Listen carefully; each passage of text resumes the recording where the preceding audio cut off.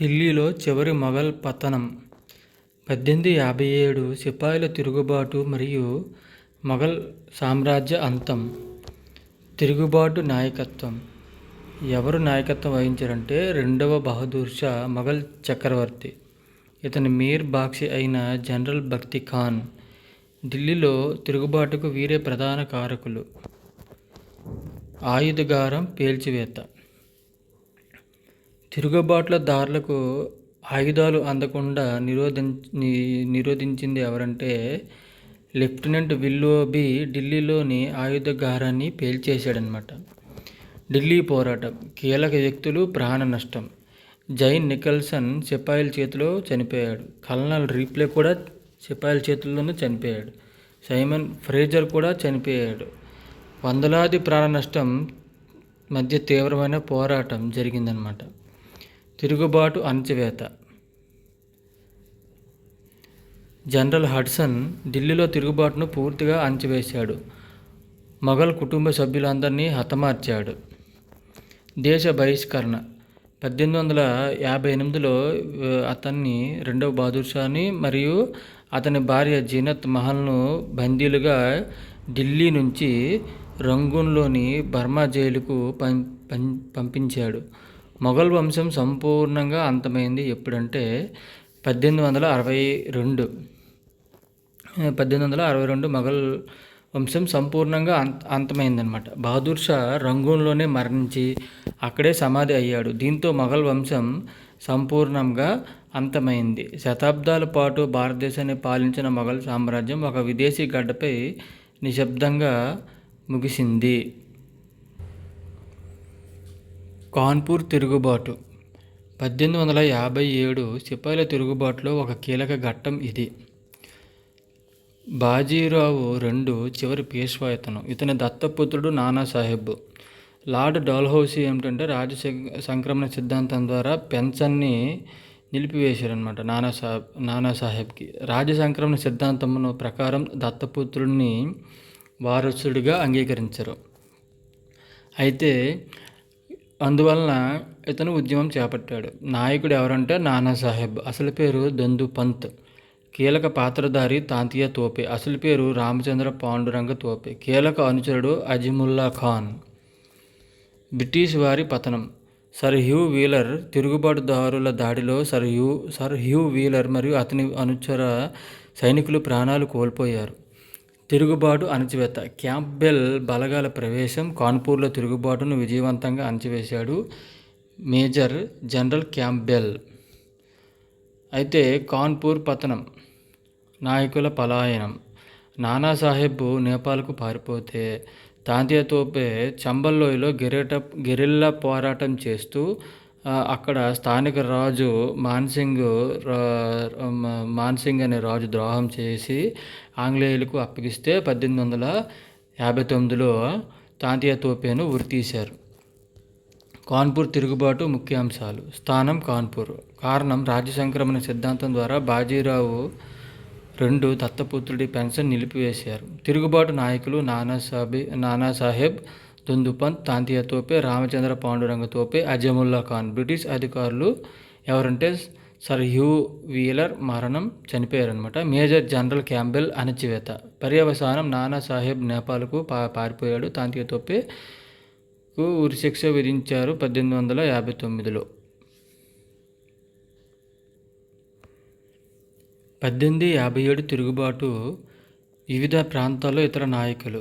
పోటీ పరీక్షల త్వరిత సమీక్ష కోసం ఒక దృశ్యమాన అధ్యయన పటం. దేశవ్యాప్తంగా విస్తరించిన విప్లవ కేంద్రాలు. ఈ 7 ప్రధాన ప్రాంతాలు బ్రిటిష్ పాలనకు వ్యతిరేకంగా దేశం నలుమూలల నుండి పోరాడిన ఇతర ముఖ్య నాయకులకు కేంద్రాలుగా నిలిచాయి. ఉత్తర భారత పర్వతాలు మరియు మైదానాలు. కుల్లు హిమాచల్ ప్రదేశ్. నాయకుడు రాజా ప్రతాప్ సింగ్.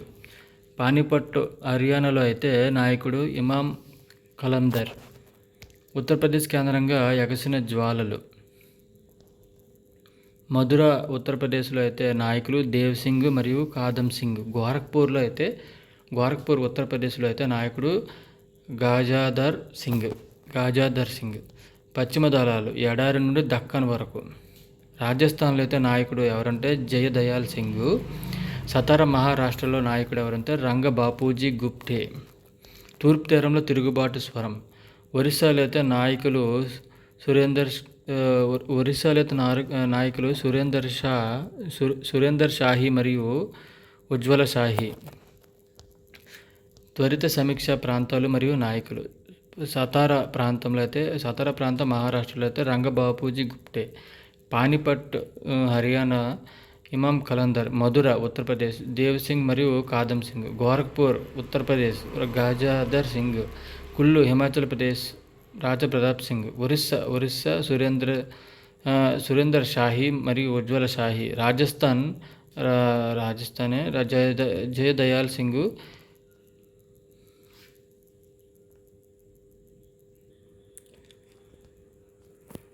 తిరుగుబాటు 1857. తిరుగుబాటు ఒక చారిత్రక విశ్లేషణ. ఒకే చారిత్రక ఘట్టం 5 విభిన్నమైన కోణాలు. కేవలం పితూరి మాత్రమేనా? చరిత్రకారుడు జిబి మల్లిసన్. స్వభావం కేవలం పితూరి. మ్యూటినీ. వివరణ. క్రింది స్థాయి సైనికులు తమ ఉన్నత అధికారులకు వ్యతిరేకంగా చేసిన తిరుగుబాటుగా మాత్రమే దీనిని పరిమితం చేశారు. ఇది కేవలం సైనిక క్రమశిక్షణ రాహిత్యమే తప్ప మరో విశేషం లేదని మల్లిసన్ వాదన. వలసవాద భయాలు, నాగరికత, మతం మరియు కుట్ర. చరిత్రకారుడు టిఆర్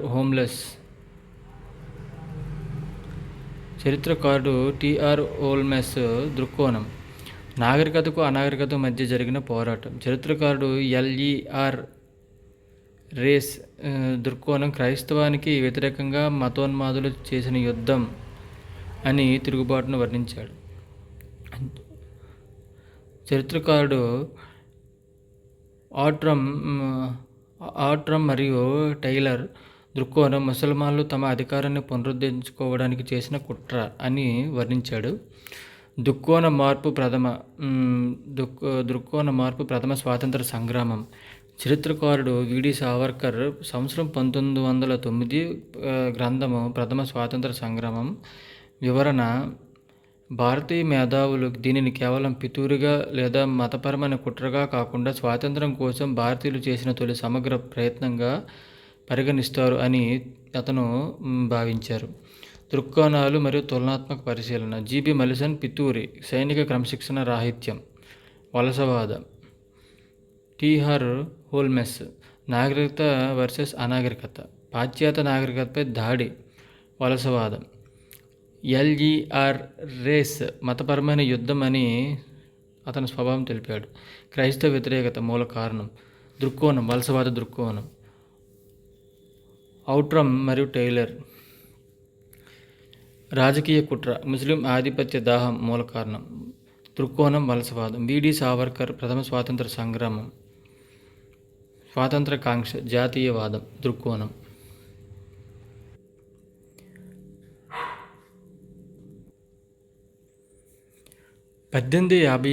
తిరుగుబాటు పరిణామాలు. వ్యవస్థాగత మార్పులు. తిరుగుబాటు విఫలమైన పాలనను సమూలంగా మార్చేసింది. పరిపాలన. 100 ఏళ్ల కంపెనీ పాలన ముగింపు.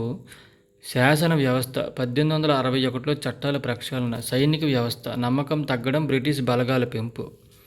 వ్యూహాత్మక విధానాలు. విభజించు, పాలించు మరియు బొచ్చిగింపు చర్యలు అనేవి చేసిందనమాట. 1వ స్తంభం. కంపెనీ పాలన అంతం. రాణి పాలన ఆరంభం. The government of India act 1858. ముగింపు. The end. 100 ఏళ్ల ఈస్ట్ ఇండియా కంపెనీ పాలనను రద్దు చేసి దాని స్థానంలో పాలనాధికారాలు నేరుగా బ్రిటిష్ రాణికి కైవసం చేసి భారతదేశం ఇకపై కంపెనీ సొత్తు కాదు, సామ్రాజ్యపు ఆస్తి అని చెప్పారు బ్రిటిష్ రాణి. లండన్ నుండి ఢిల్లీ వరకు కొత్త అధికార సోపానం. లండన్. British parliament cabinet. కొత్త హోదా. న్యూ రోల్ ఏంటంటే సెక్రటరీ ఆఫ్ స్టేట్ ఏర్పాటు చేశారు. ఇతను క్యాబినెట్ మంత్రి. తొలి అధికారి లార్డ్ స్టాన్లీ. భారతదేశంలో వైస్రాయ్ ఆఫ్ ఇండియా రాజ ప్రతినిధిని ఏర్పాటు చేశారు. తొలి వైస్రాయ్ లార్డ్ క్యానింగ్. ఇక court of directors, board of డైరెక్టర్స్ను రద్దు చేశారు. గవర్నర్ జనరల్ను కూడా రద్దు చేశారు. రెండవ స్తంభం 1861 4 చట్టాలు పూర్తి వ్యవస్థాగత నియంత్రణ. అదేంటంటే బ్యూరోక్రఫీ. ఇండియన్ సివిల్ సర్వీస్ చట్టం 1861, ఇండియన్ హైకోర్టుల చట్టం 1861 మరియు రక్షణ చట్టం నేషనల్ పోలీస్ చట్టం 1861, పాలన ఇండియన్ కౌన్సిల్ చట్టం 1861. ఈ చట్టాలను 1861లో మొత్తం ఈ 4 తీసుకొచ్చారనమాట. కౌన్సిల్ చట్టం 1861 పోర్ట్ఫోలియో విధానం. ఈ పోర్ట్ఫోలియో విధానం పరిపాలనను కొన్ని శాఖలుగా విభజించి వాటి బాధ్యతలను వివిధ వ్యక్తులకు అప్పచెప్పే విధానమే పోర్ట్ఫోలియో అని అంటారనమాట. అడ్మినిస్ట్రేషన్.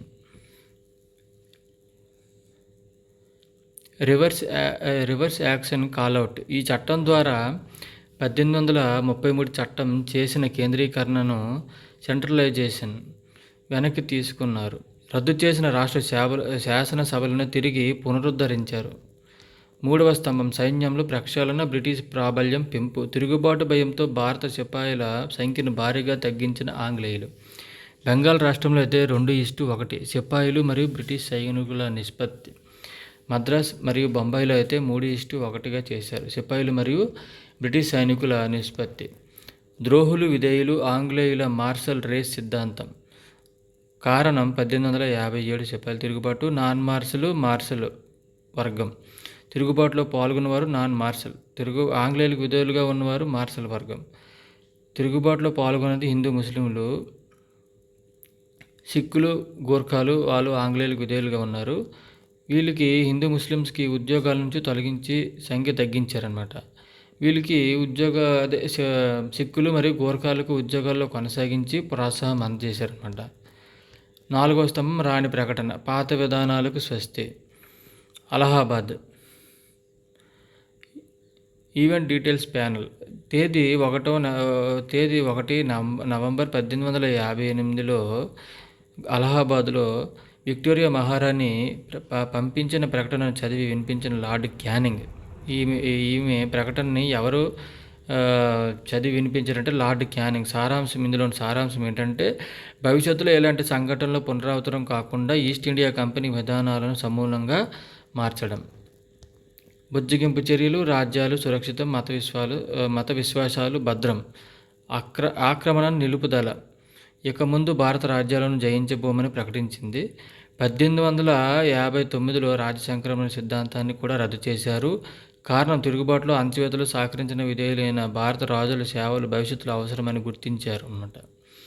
సామాజిక తటస్థత. భారతదేశ సామాజిక, మత, సాంస్కృతిక విషయాల్లో ఆంగ్లేయులు ఇకపై జోక్యం చేసుకోరని హామీ ఇచ్చారన్నమాట. అసలు వ్యూహం విభజించు పాలించు. 1857 తిరుగుబాటులో హిందూ ముస్లింల ఐక్యతను చూసి ఆంగ్లేయులు బెంబేలెత్తిపోయారు. బ్రిటిష్ విధానం స్ట్రాటజీ. మతం ఆధారంగా హిందూ ముసల్మాన్లను విడదీసి వారిని బలహీనులను చేసి పాలించడమే ఈ నూతన విధాన ప్రధాన ఉద్దేశం అన్నమాట. ముగింపు. 1857 ఒక ముగింపు కాదు, ఒక కొత్త సామ్రాజ్యానికి పునాది. పాలన. 1857కి ముందు వ్యాపార కంపెనీ, 1857 తర్వాత బ్రిటిష్ సామ్రాజ్యం. వ్యూహం. 1857కి ముందు దురాక్రమణ, 1857 తర్వాత విధేయులతో మైత్రి. సమాజం. 1857కి ముందు అయితే సంస్కరణలో జోక్యం, 1857కి మతపరమైన విభజన, 1857 తర్వాత మతపరమైన విభజన. తిరుగుబాటు ఆంగ్లేయులను తరిమి కొట్టలేకపోయింది, కానీ భారతదేశంలో వారు బ్రతికి బట్ట కట్టేందుకు ఒక కొత్త వ్యవస్థాగత బ్లూ ప్రింట్ను సృష్టించేలా చేసింది.